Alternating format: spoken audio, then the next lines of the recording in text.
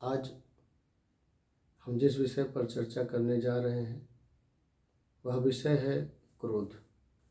क्रोध मानव के जीवन में अशांति लेकर आता है। क्रोध मानव के जीवन में उपद्रव लेकर आता है। क्रोध मानव के जीवन में प्रलय लेकर आता है, परेशानियां लेकर आता है।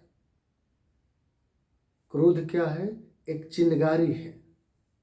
जैसे अग्नि की एक छोटी सी चिंगारी पूरे मकान को, पूरे भवन को जला करके राख कर देती है, उसी तरह क्रोध की एक छोटी सी भावना जब हमारे अंदर बलवती होती है, हमारे अंदर जब दृढ़वती हो जाती है, हावी हो जाती है हमारे ऊपर, तो हमारे संपूर्ण जीवन को, समूल जीवन को नष्ट कर देती है, नाश कर देती है।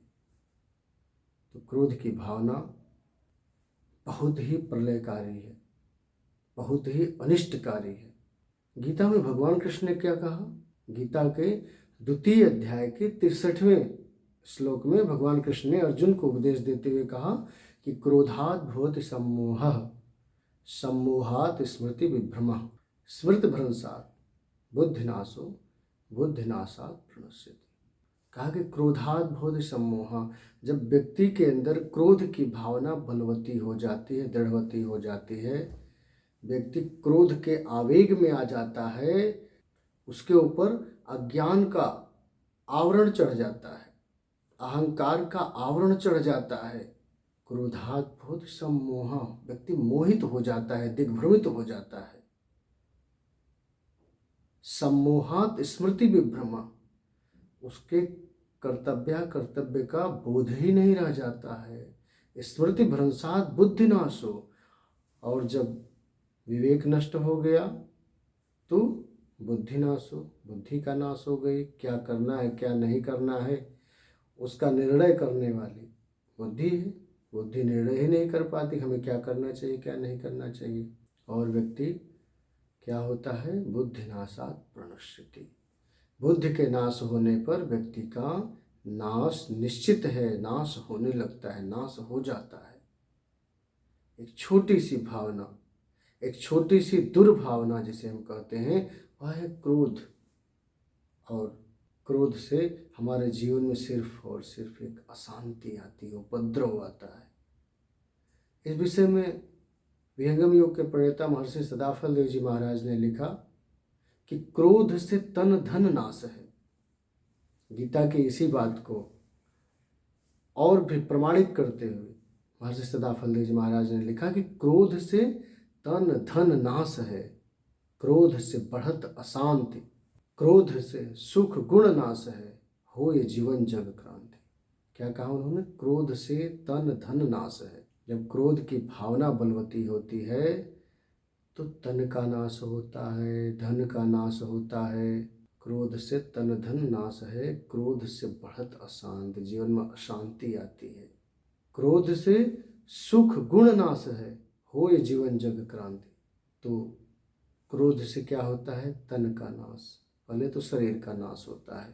जब हम क्रोध करते हैं, लड़ाई झगड़ा होती है, मारपीट होता है, पुलिस स्टेशन जाते हैं, वहाँ पैसा खर्च होगा, कोर्ट कचहरी होगा, वहाँ पैसा खर्च होगा, हाथ पैर टूटा, सिर फूटा, वो अलग।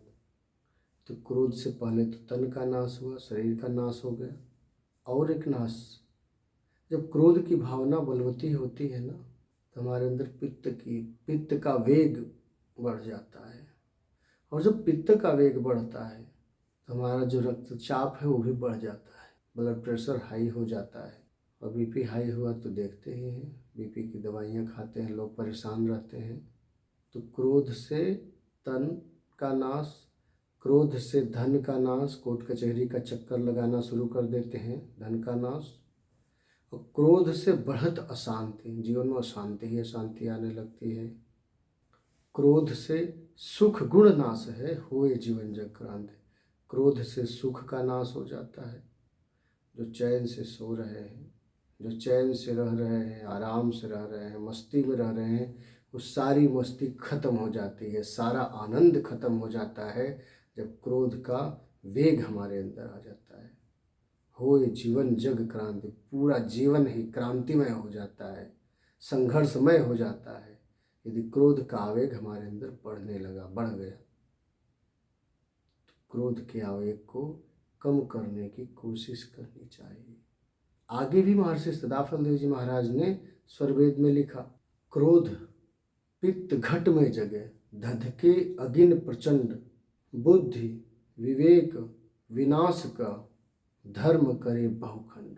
कहा उन्होंने, क्रोध रूपी पित्त जब घट में मतलब शरीर में धधकने लगता है, धधके अगिन प्रचंड, तो क्या होता है, बुद्धि विवेक विनाश का, धर्म करे बहुखंड, हमारी बुद्धि और हमारे विवेक का नाश कर देती है। जो क्रोधाग्नि है वो सबसे पहले बुद्धि का नाश करती है, फिर विवेक का नाश करती है। विवेक मतलब सोचने समझने की जो क्षमता है, जो सत्यासत्य का बोध कराने वाली हमारी क्षमता है, उस क्षमता का ही नाश हो जाता है। कब? जब क्रोध की भावना हमारे अंदर बलवती हो जाती है, दृढ़वती हो जाती है। क्रोध कुबुद्धि कुचाल में बिगड़े काम अनेक। क्या कहा महर्षि सदाफल देव जी महाराज ने?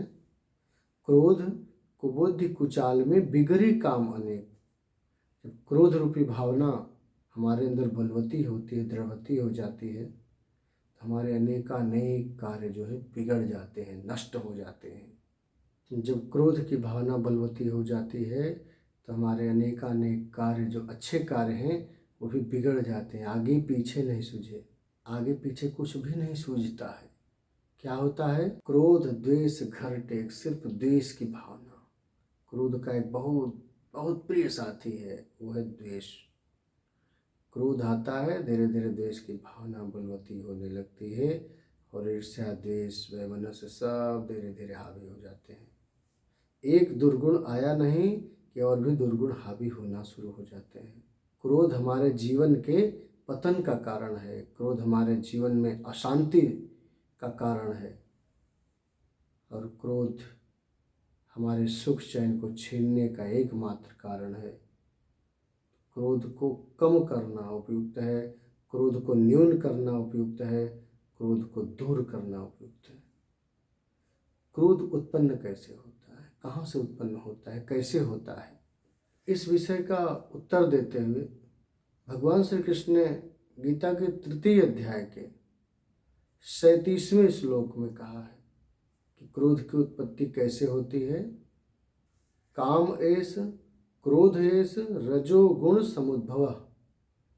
काम और क्रोध ये दोनों कहाँ से उत्पन्न होते हैं? रजोगुण से। सत्व, रज और तम 3 प्रकार के गुण होते हैं जो हमारे जीवन में कभी शांति, सहज शांति की संभावना पैदा करते हैं, जिनके कारण कभी हमारे अंदर अशांति भी, उपद्रव भी हो जाता है। तो इन्हीं तीनों गुणों के कारण व्यक्ति कभी सुखी महसूस करता है अपने आप को, कभी दुखी महसूस करता है। जब सत्व का वेग बढ़ता है, जब सत्व की भावना बलवती होती है मानव में, तो वो धर्म कार्यों में रुचि लेने लगता है, धर्म कार्य में संलग्न हो जाता है। जब रजस का वेग बढ़ जाता है तो चंचलता बढ़ जाती है और काम क्रोध जैसे दुर्भावनाएं पैदा होने लगती हैं। और जब तमस का वेग बढ़ता है तो हिंसा इत्यादि की प्रवृत्तियां हमारे अंदर बलवती होने लगती हैं, दृढ़वती होने लगती हैं। काम, क्रोध, लोभ, मोह, मद, मत्सर, अहंकार, इन सभी विकारों में क्रोध को कहाँ रखा गया? दूसरे स्थान पर। काम क्रोध दूसरे स्थान पर। जो 3 गुण हुए, सत्व रज तम, रज दूसरे स्थान पर और काम के बाद क्रोध दूसरे स्थान पर। उसी तरह से है वात, पित्त, कफ। ये जो क्रोध की भावना है वह पित्त के कारण, पित्त के वेग बढ़ने के कारण, पित्त के बढ़ जाने के कारण उत्पन्न होता है। तो जो वात, पित्त, कफ ये भी मिडिल में ही है, मध्यम में ही है। तो इसी तरह से क्रोध की उत्पत्ति कहाँ से होती है? अगर कोई पूछे तो आप बता सकते हैं गीता के तृतीय अध्याय के 37वें श्लोक में भगवान कृष्ण ने स्वयं बतलाया है, काम एस क्रोध एस रजोगुण समुद्भव। कहाँ से उत्पन्न हुआ? रजोगुण से। और जो हमारे वृत्ति को चंचल कर देता है, हमारे वृत्तियों को अशांत कर देता है, और वृत्तियों को शांत करने के लिए ही महर्षि पतंजलि ने योग दर्शन का सृजन किया। योगश्चित्त वृत्ति निरोध, चित्त की वृत्तियों के निरोध के लिए उन्होंने योग का सृजन किया, योग का अनुशासन किया।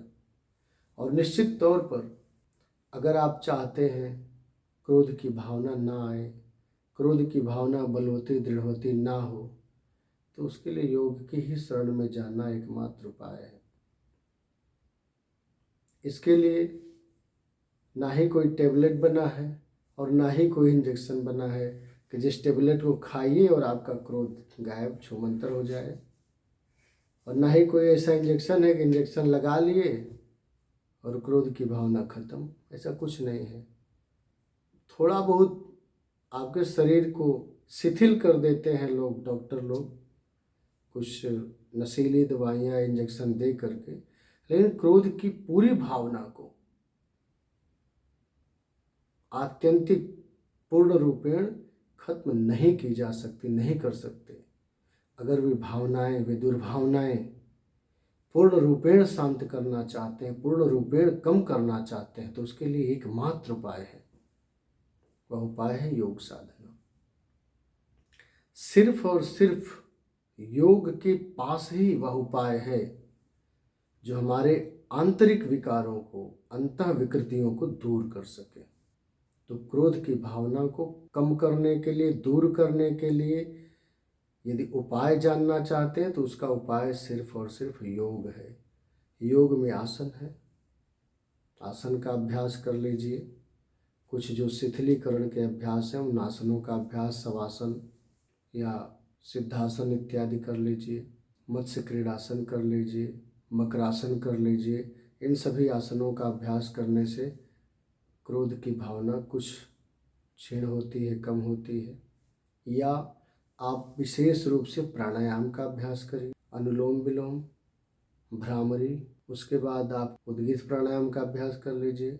उसके बाद आप नाड़ी शोधन का अभ्यास कर लीजिए, या शीतली और शीतकारी का अभ्यास कर लीजिए। इन सभी प्राणायामों का अभ्यास आप कर सकते हैं।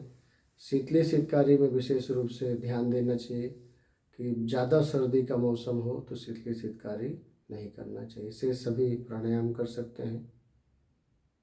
और आप आसन प्राणायाम के साथ ही एक विशेष चीज़, ध्यान जब तक नहीं करेंगे, आसन प्राणायाम पूर्ण रूपेण आपके मन को शांत नहीं करेगा, क्योंकि ध्यान पूरी आंतरिक प्रक्रिया है और मन भी हमारे अंदर रहता है। हमारी भावनाएं अंदर से उठती हैं, और ये भावनाएं अंदर से विकृत ना हो, दूषित ना हो। उन भावनाओं को शुद्ध करने के लिए, निर्मल बनाने के लिए, निर्मल करने के लिए क्या करना होगा? योग साधना का अभ्यास करना होगा, मेडिटेशन करना होगा। बिल्कुल शांत सहज मेडिटेशन। जब तक मेडिटेशन नहीं करेंगे, जब तक आसन प्राणायाम का अभ्यास नहीं करेंगे, शांत नहीं हो सकती। कुछ क्षणों के लिए आप ओम का उच्चारण करिए, गायत्री मंत्र इत्यादि का जप करिए, या जो भी अच्छे मंत्र आपको लगते हैं किन्हीं मंत्रों का आप जप करिए। ज़्यादातर उपयुक्त गायत्री या ओम का उच्चारण आप अधिक से अधिक करें। इसके उच्चारण से, गायत्री मंत्र के जप से या ओम के उच्चारण से भी मन कुछ क्षणों के लिए शांत होता है, शांत हो जाता है। क्रोध की भावनाएं बहुत ज़्यादा जहाँ प्रलयकारी होती हैं थोड़ा सा कम होगी, लेकिन ज़्यादा कम करने के लिए क्रोध की भावना को आपको योग साधना का अभ्यास करना पड़ेगा, मेडिटेशन का अभ्यास करना पड़ेगा विशेष रूप से। एक साधारण से छोटा सा उपाय, छोटा सा उपाय मैं आपको बता रहा हूँ। जब भी क्रोध की भावना बलवती होती है तो व्यक्ति प्रलयकारी हो जाता है। व्यक्ति के सोचने समझने की, जो अच्छे बुरे के निर्णय करने की क्षमता है कि क्या अच्छा है, क्या बुरा है, क्या उपयुक्त है, क्या अनुपयुक्त है। ये सब सोचने समझने की क्षमता नष्ट हो जाती है, क्षीण हो जाती है, ज्यों ही क्रोध की भावना हमारे अंदर बलवती होती है। क्यों?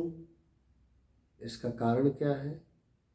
इसका एक कारण है, मेडिकल साइंस भी मानता है कि हमारे अंदर कई प्रकार की अंतःस्रावी ग्रंथियां हैं जो हमारे शरीर के अंदर हैं और शरीर के अंदर ही वो स्रवित होती रहती हैं। उपयुक्त अवसर पाकर वो स्रवित होती हैं, जिनसे हमारे जो विचार हैं, जो भाव हैं, अलग अलग भाव, अलग अलग विचार प्रकट होते हैं। उसी तरह से एक अंतःस्रावी ग्रंथि है, जिस अंतःस्रावी ग्रंथि का नाम है एड्रिनल। उस एड्रिनल ग्रंथि का जब स्राव अधिक बढ़ जाता है तो हमारे अंदर क्रोध की भावना बलवती हो जाती है, दृढ़वती हो जाती है। और उसको कम करने का उपाय, उसको कम करने का उपाय है पानी, वाटर, जल। जब भी क्रोध की भावना किसी के अंदर बलवती हो, बहुत ज़्यादा वेग से किसी को क्रोध आए, आप कोशिश करिए कि उसको एक गिलास पानी पिला दीजिए, प्रेम से निवेदन करके कि भैया आप क्रोध करिए, ठीक है, लेकिन एक गिलास पानी पी लीजिए, एक गिलास पानी पी लीजिए, फिर आप क्रोध करते रहिए। तो व्यक्ति पानी नहीं पिएगा। जिसको क्रोध की भावना है, बहुत ज़्यादा क्रोध है, वो पानी नहीं पीना चाहेगा, फेंक देगा पानी, हटाओ यहाँ से, नहीं चाहिए पानी। लेकिन यदि उसको पानी पिलाने में आप सक्षम हो गए, समर्थ हो गए, तो मेरा वादा है कि उस व्यक्ति का क्रोध निश्चित ही कम हो जाएगा। 10 मिनट के अंदर देखेगा उसका क्रोध शांत, सिर्फ पानी पिला देने से।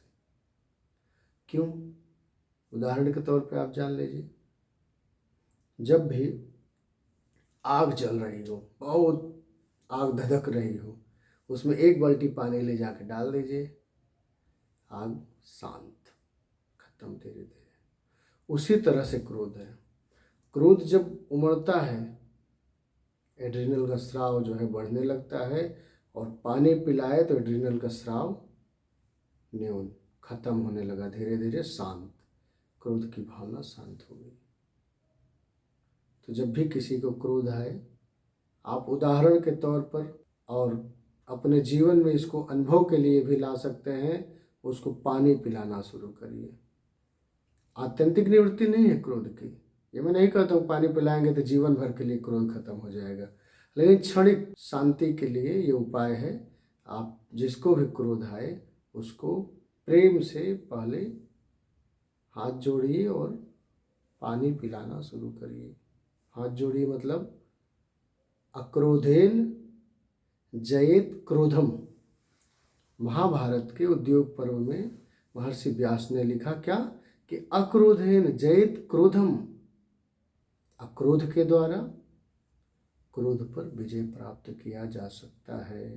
महाराज मनु ने भी धर्म के जो 10 लक्षण बतलाए मनुस्मृति में, उसमें भी उन्होंने दिया, धृति क्षमा दमो स्थेयम शौचम इंद्रिय निग्रह धीर विद्या सत्यम अक्रोधो, 10 कम धर्म लक्षण। अंतिम जो 10वां कहा, क्या कहा? अक्रोधो, क्रोध की भावना नहीं होनी चाहिए। और महाभारत में कहा कि अक्रोधेन जयेत क्रोधम, कोई क्रोधी व्यक्ति है, उस पर अगर विजय प्राप्त करना चाहते हैं तो अक्रोधेन, क्रोध की भावना का त्याग कर दीजिए। अगर कोई सामने वाला आप पर क्रोध कर रहा है तो उससे विनम्रता पूर्वक बात शुरू कर दीजिए। थोड़ी देर तो क्रोध करेगा, फिर देखेगा कि ये व्यक्ति सरेंडर, तो खुद भी जो है झुकेगा। अब 1-2 दिन, 4 दिन नहीं झुकेगा, लेकिन धीरे धीरे झुकना शुरू कर देगा।